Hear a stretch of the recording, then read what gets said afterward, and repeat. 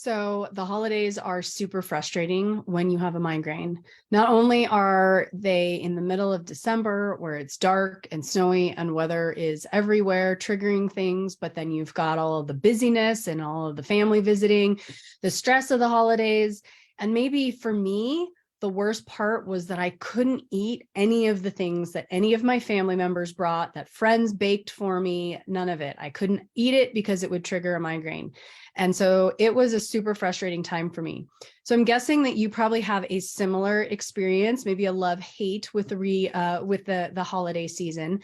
So I thought it would be helpful if I jumped on and kind of shared a few helpful hints that get me through the holidays, because I still need to avoid all of the yummy things for the most part, right? To make sure that I continue on my 8-year migraine-free streak. So these are some of the things that I use, and I thought they'd be helpful for you. So before I jump into that, I want to kind of do a quick review in case there's somebody watching that doesn't really know much about the relationship between our food, our gut, and our migraines. So starting very basic, very broad, things that cause inflammation in our gut can wreak havoc there, right? It causes a lot of inflammation. It causes us to not be able to absorb our food properly. We don't get the nutrients that we should have. Our gut microbiome, all the good bacteria that are in there that help us to digest and absorb our food, are messed up when we eat inflammatory foods. And that sets us up for infection and malnutrition and all kinds of things that contribute ultimately to our migraine situation. So if you're not familiar with inflammatory foods, we're talking about gluten, dairy, alcohol, sugar, corn, soy, and in a lot of cases for people, nightshades like tomatoes, potatoes, eggplant, and peppers.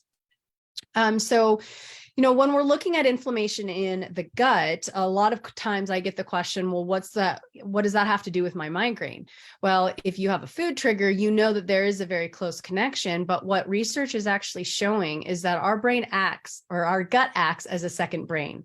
And so things that we eat can directly stimulate a migraine from the inflammatory reaction that happens in the gut. So surprise, it's not necessarily inflammation in the brain always. It can start in the gut and then it goes into the brain, right? And so because of this direct connection, there's actually a nerve that runs from our gut directly to our brain. And it has a big role in our migraines. So when we're looking at trying to eat a certain way, a lot of times people have already found that if they go gluten-free or dairy-free or sugar-free, that their migraines are much better. And this can be a reason why. But when it comes to the holidays, it's not so easy to follow a gluten-free, dairy-free, sugar-free lifestyle, because that's all we're surrounded by in the holiday season. So over the next couple of weeks, I have quite a few things that I'm going to be sharing with you that help me get through the holiday season, including some of my supplement regimen that I use to help reduce inflammation in the gut, help my body deal with the inflammation a little bit better so that I can maybe cheat with a little bit of the gluten cookies or the ice cream or the cakes or the other goodies that get sent to me and or that I make myself. So, but moving back to how can we fix this in general, and specifically eating foods around the holidays. So for anybody who isn't already on an anti-inflammatory diet, that's the very first place to start. Now, this is granted not the best time of year to start doing that. Maybe we look at doing that at the end of December, beginning of January. It's a great New Year's resolution. But an anti-inflammatory whole foods diet is one of the most foundational things that we can do to help support our migraine and our overall body health. So that looks like, if you've heard of the AIP diet, if you've heard of the paleo, if you've heard of Whole30. One caveat to that I want to quickly mention, those are great resources to look up, just to Google an AIP diet so that you can kind of get an understanding. They can be very restrictive, and we want to make sure that in migraines that we are not restricting too many foods, because we already tend to be very fearful around eating, because it seems like a lot of foods trigger a migraine. At least that's how I felt. So that I started becoming scared of eating anything but like the 4 things that I knew would not trigger me. But then I started facing problems with malnourishment, right? I didn't get all the nutrients that my body needed, and that kind of spiraled me. So when we're talking about eliminating inflammatory foods, I don't like the term elimination. I like the term swapping, right? So if we're going to go gluten-free and we're going to eliminate gluten from our diet, then we want to swap it out for something else, such as teff, millet, sorghum, quinoa, amaranth, a lot of grains, a lot of whole grains, nutritious, nutritionally dense foods that we can put in place of the gluten that we're taking out. So we're taking out 1 thing and we're putting in 5. That is a really good way to expand your diet. So anytime you think, all right, this food is triggering me, look at 2 or 3 alternative options that you can add in its place instead of moving away from that and then eliminating dairy and then eliminating sugar and then eliminating tomatoes and then eliminating nuts, right? We want to see what we can add in its place that will allow us to continue having a wide range of foods. One other thing that I'll mention, and I'll get to this in a couple of days, I want to talk about healing the gut, because it's not enough to just remove the offending triggers, right? We can't just remove foods from our diet that we know trigger us and just leave it at that. If we're not doing the all important gut healing that needs to come, then we're going to end up over the years finding that we can't tolerate any foods without triggering a migraine. And that's a very serious place to be. That was me until I understood that I had to heal my gut. So it started out as gluten elimination. I felt amazing. And then I stopped feeling amazing. And then I realized, oh, it's soy now. So then I took out soy and gluten. And then I felt really good for a couple months. And then it came back. And then I realized, oh, bananas are a problem. So I took out bananas. And the list went on and on and on until finally I was in that 4 food place.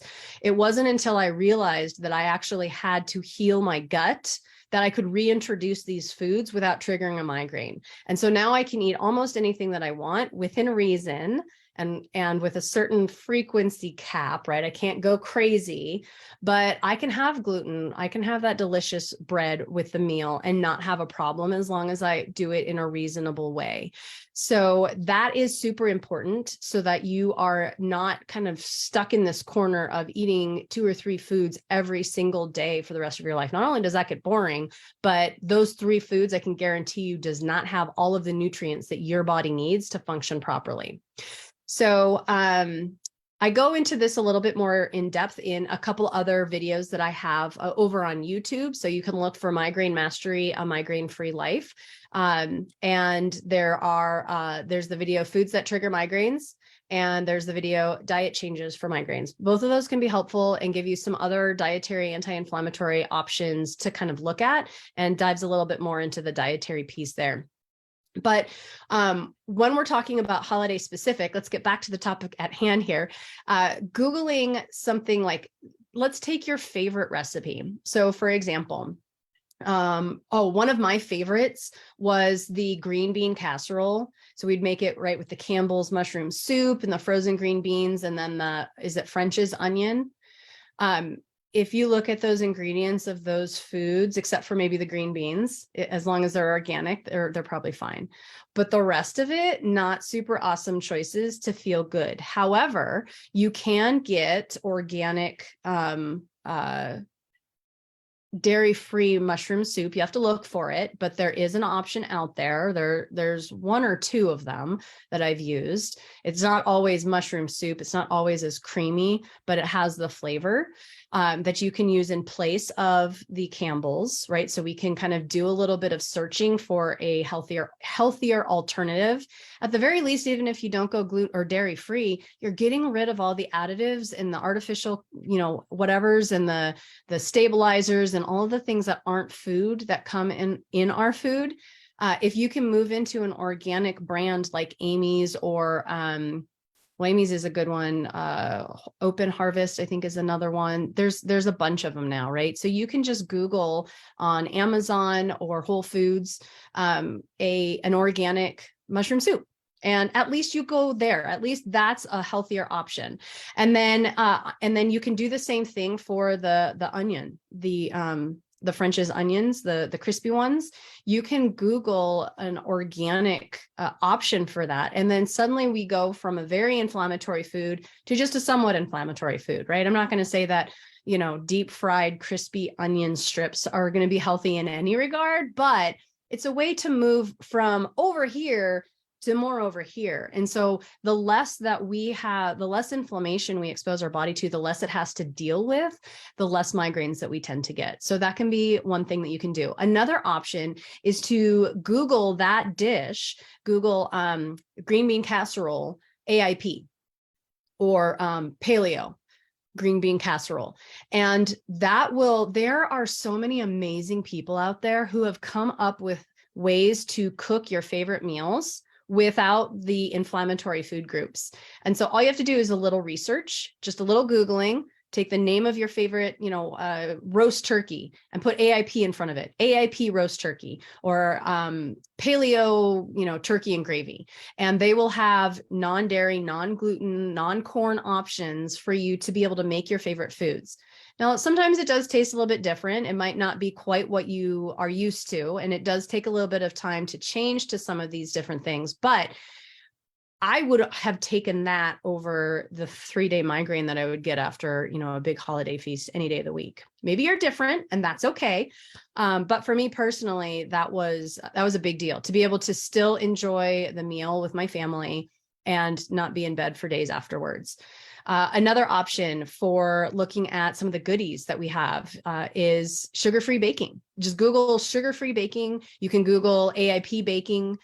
Believe it or not, it's not an oxymoron to be gluten-free and sugar-free and still have some delicious paleo or AIP compliant sweets. You can use dates. You can use some of the, you know, maple syrup is allowed in certain quantities. So you can actually use some of the fruits and dried fruits. If that's a trigger for you, you can actually use some other fruits to sweeten things. And that is a way less inflammatory option than if you were to use regular sugar. So you can find people who have done all of this work already. If you just Google sugar-free baking, Google, you know, AIP cookies. If there's a specific type of cookie, Google AIP, whatever the name of that cookie is. And that can be a really good way to experiment with some different foods, different flavors, different textures.